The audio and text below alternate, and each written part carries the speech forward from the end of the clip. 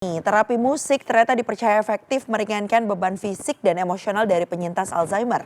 Lagu-lagu yang familiar dapat memunculkan memori lama dan pemicu nostalgia, sehingga penyintas Alzheimer mudah mengingat perasaan dan peristiwa tertentu.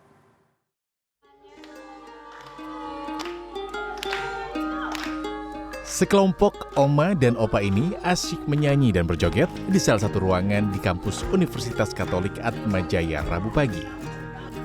Mereka sedang melakukan terapi untuk meringankan beban fisik dan emosional akibat penyakit Alzheimer.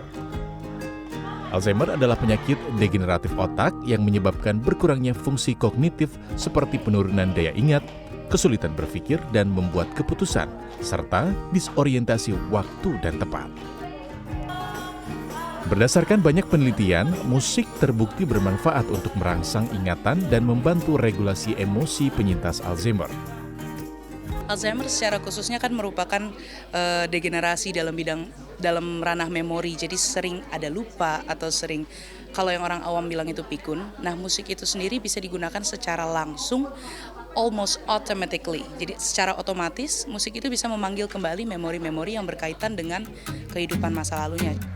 Badan Kesehatan Dunia memperkirakan terdapat 55 juta orang hidup dengan demensia termasuk Alzheimer.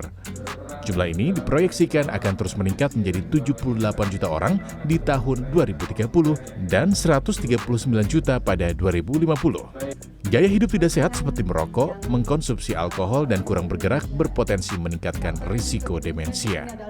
Salah satu hal yang bisa keluarga perhatikan adalah misalnya kalau sudah nanyanya berulang-ulang, lalu lupanya sudah tidak lazim, misalnya kacamata dimasukkan ke dalam lemari es misalnya ya, hal-hal seperti itu sudah tidak lazim dengan itu lupa biasa. Nah, itu sudah harus menjadi sebuah alert ya bagi keluarga untuk kemudian melakukan tindak lanjut.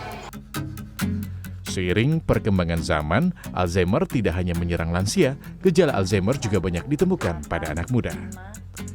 Deteksi dini dapat dilakukan dengan melakukan sejumlah tes, seperti Montreal Cognitive Assessment yang bisa dilayani di fasilitas kesehatan terdekat.